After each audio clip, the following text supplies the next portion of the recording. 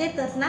मी अश्विनी तुमचं माझ्या अश्विन क्रिएशन या यूट्यूब चॅनलमध्ये आजच्या व्हिडिओमध्ये अगदी मनापासून स्वागत करते। तर पहा, नेहमी मी तुमच्याशी कटिंग आणि स्टिचिंगचे व्हिडिओ शेअर करत असते। मला जर ब्लाऊज कटिंगमध्ये काही प्रॉब्लेम येत असतील तर त्यासाठी मी तुम्हाला नेहमी तुमच्या चेस्टनुसार किंवा गळ्याच्या उंचीनुसार तुम्हाला किती शोल्डर मुंडा घ्यायचा आहे हे मी प्रत्येक व्हिडिओमध्ये तुम्हाला सांगत असते, किंवा तुमची जेवढी उंची आहे ब्लाऊजची त्यामध्ये किती ॲड करायचं हे सगळं तुमचे शेअर करत असते।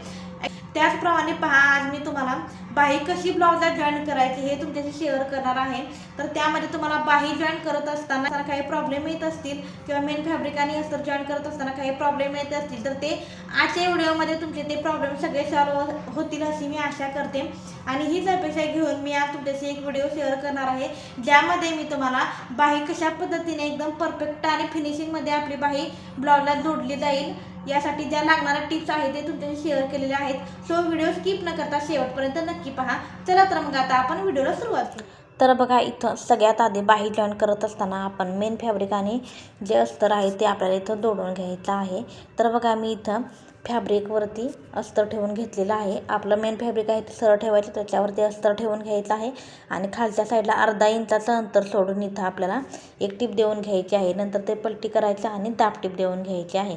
अस्ताला दाब टिप देऊन झाल्यानंतर दोन्ही फॅब्रिकला एकदम एक टिप देऊन घ्यायची आहे आणि चारही बाजू ज्या आहेत त्या आपल्याला स्लीवच्या जॉईन करून घ्यायच्या आहेत। मेन फॅब्रिक आणि अस्तरच्या तिन्ही बाजूला आपल्याला इथं अस्तर आणि मेन फॅब्रिक जॉईन करून घ्यायचं आहे। तर बघा, अशा पद्धतीने मी सर्व बाजू जॉईन करून घेतलेल्या आहेत आणि एक्स्ट्राचं जे फॅब्रिक आहे ते मी इथं कट करून घेत आहे, कारण आपण नेहमी मेन फॅब्रिक असतो ते आपण अस्तरपेक्षा एक्स्ट्रा कट करत असतो, अगदी कोणताही पार्ट ब्लाऊजला असेल त्याला। तर बघा, इथं आपण कट करून घेतलेलं आहे। त्याच्यानंतर बघा, अशा पद्धतीनं काही आपली बाही आहे ती रेडी झालेली आहे। आता आपण बघा, ही बाही रेडी झाल्यानंतर त्याचा जो कर्व असतो एक साईडला फ्रंट साईडचा, तो अशा पद्धतीने इथं मी ड्रॉ करून घेतलेला आहे आणि तो आपण दोन्ही स्लीवला इथं कट करून घ्यायचा आहे। तर बघा, कट करून घेत असताना बाही एकमेकांवरती मी ठेवलेली आहे, दोन्ही बाह्या रेडी करून घेतलेल्या आहेत आणि उलटी बाजू आतल्या साईडला ठेवून मी म्हणजे दोन्ही बाहींची जी उलटी बाजू आहे ती मी एकमेकांवरती ठेवलेली आहे किंवा आतल्या साईडला ठेवलेली आहे आणि व्यवस्थित सर्व कॉर्नर व्यवस्थित आहेत का बघून मी इथं टॅप टॅप करून घेतलेला आहे, जेणेकरून जो आपण एका बाहीवरती जो कर्व काढलेला आहे तो आपला दुसऱ्या बाहीवरती उठून येणार आहे। तर बघा, ही एक पद्धत आहे आणि जे फेंट उठलेलं असतं ते सुद्धा आपल्याला डार्क करून घ्यायचं आहे आणि एक एक करून दोन्ही बाह्या आपल्याला इथं कटिंग करून काढायचे आहेत। जर तुम्हाला असं करायचं नसेल, दोन्ही बाह्या एकाच वेळेला कट करायच्या असतील तर बघा, मी तुम्हाला काय सांगते ते अशा पद्धतीने मी डार्क करून घेतलेलं आहे, बघा तुम्ही बघू शकता।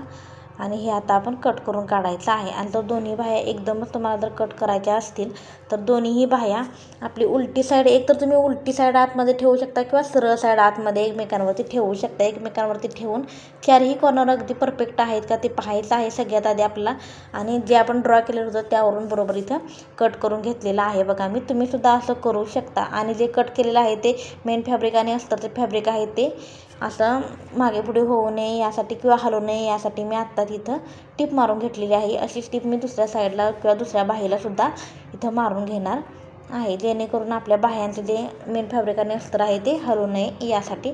तर बघा, इथं तुम्ही बघू शकता अगदी दोन्ही आहेत त्या आपल्या एकदम परफेक्ट त्याच मापाच्या बाह्या रेडी झालेल्या आहेत। त्यानंतर बघा, इथं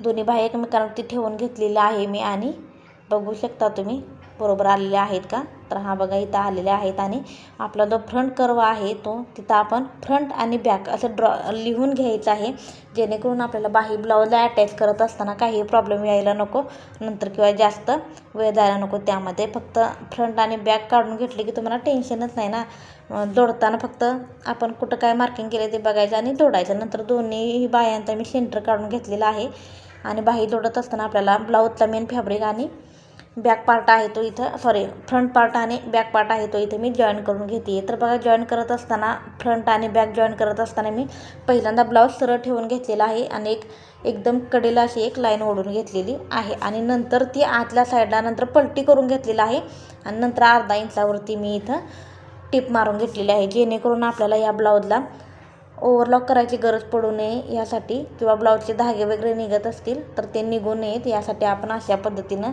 वरचे जे शोल्डर आहे ते जॉईन करून घ्यायचे असतात। आणि इथं मी बघा डबल टिप मारून घेतलेली आहे जेणेकरून उसव वगैरे नाही यासाठी. आणि किती सुंदर आणि फिनिशिंगमध्ये आपले दोन्हीही मी करून घेतलेले आहेत आणि किती सुंदर फिनिशिंगमध्ये तुम्हीच बघा इथं आपले शोल्डर आहेत ते दोडून झालेले आहेत. त्यानंतर बघा आपल्याला बाही जॉईन करायची असते. तर बाही जॉईन करत असताना नेहमी आपल्याला फ्रंट आणि बॅक पार्ट आपल्याला लक्षात ठेवून घ्यायचा असतो. जो आतला जो असा डीप कर्व असतो तो आपला फ्रंट साईडचा कर्व आणि जो उभा आहे तो वरच्या साईडला आहे तो आपला बॅक साईडला कर्व आहे. तुम्ही ही गोष्ट नेहमी लक्षात ठेवत जा. बिगिनर असाल तर तुमच्यासाठी ही गोष्ट खूप महत्त्वपूर्ण आहे. त्यानंतर बघा इथं आपण बाही जॉईन करून घ्यायची आहे. तर बाही जॉईन करत असताना नेहमी फ्रंट पार्ट आपण जे एप लिहिलेलं होतं ना, फ्रंट पार्टचं एप ते आपण पुढच्या साईडला जिथं आपला ब्लाऊजचा फ्रंट साईड होतो त्या साईडलाच आपला आला पाहिजे याची काळजी तुम्हाला घ्यायची आहे. आणि ब्लाऊजला जो सेंटरला नॉच दिला होता तो नॉच आणि आपल्या बाहीचा जो सेंटरला नॉच दिला होता तो नॉच किंवा बाहीचा जो सेंटर आहे तो आणि आपण जिथं शोल्डर जॉईन केलेली होती ती शिलाई एकमेकांवरती ठेवून आपण इथं स्टिच मारून घ्यायची आहे. बघा अर्धा इंचाचं अंतर ठेवून इथं स्टिच मारून घ्यायची आहे. आणि दुसऱ्या साईडला म्हणजे बॅक साईडला सुद्धा स्टिच करताना अगदी त्याच पद्धतीने सेंटरपासूनच जॉईन करायची आहे. सेंटरपासून बाही का जॉईन करायची असते, जेणेकरून तुम्हाला तुमची बाही आहे ती कुठेही कमी जास्त फ्रंट किंवा बॅकला कुठेही कमी जास्त होऊ नये. अगदी परफेक्ट पद्धतीने तुमची फिनिशिंगमध्ये बाही इथं स्टिच व्हावी यासाठी आपण नेहमी सेंटरपासूनच जोडत असतो. आणि जर तुम्ही बिगिनर्स असाल तर तुम्ही सेंटरपासूनच नेहमी जोडत जा. सगळ्यांनी सेंटरपासून जोडलेली बाही खूप छान आहे, खूप फिनिशिंगमध्ये तयार होते आपली बाही. तर बघा दुसरी बाहीसुद्धा मी इथं जॉईन करून घेणार आहे. आता आणि बाही जॉईन करून झाल्यावर नेहमी आपल्याला बाहीला डबल टिप देऊन घेणं गरजेचं असतं, जेणेकरून एका शिलाईवरती कुठेही धागा वगैरे उसवू नये यासाठी आपण डबल शिलाई इथं देऊन घ्यायची आहे. तर बघा किती सुंदर आणि फिनिशिंगमध्ये इथं आपली बाही जी आहे ती रेडी झालेली आहे. तुम्ही बघू शकता कुठेही धूळ वगैरे किंवा कुठेही चून वगैरे पडलेली नाही. तुम्ही बघून घ्या.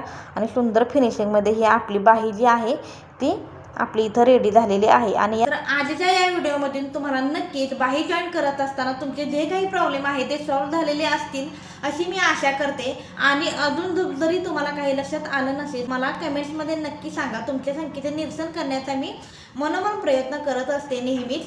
तर बघा त्यानंतर तुम्हाला जर आपला हा व्हिडिओ आवडला असेल किंवा माझी सांगण्याची पद्धत तुम्हाला जर आवडली असेल तर माझ्या व्हिडिओला लाईक करायला अजिबात विसरू नका. चॅनेलवरती नवीन असाल तर चॅनेलला सबस्क्राईब नक्की करा.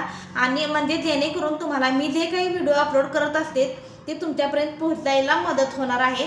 सबस्क्राईब करून झाल्यानंतर तिथंच तुम्हाला बेल आयकॉन दिसणार आहे, त्यावरती सुद्धा तुम्ही क्लिक करा, जेणेकरून मी व्हिडिओ अपलोड केला की सगळ्यात आधी तो तुमच्यापर्यंत पोहोचणार आहे यासाठी. तर असेच नवनवीन व्हिडिओ पाहण्यासाठी आपल्या चॅनेलला नक्की सबस्क्राईब करा. भेटूया नेक्स्ट व्हिडिओमध्ये. तोपर्यंत बाय आणि काळजी घ्या स्वतःची. थँक्यू.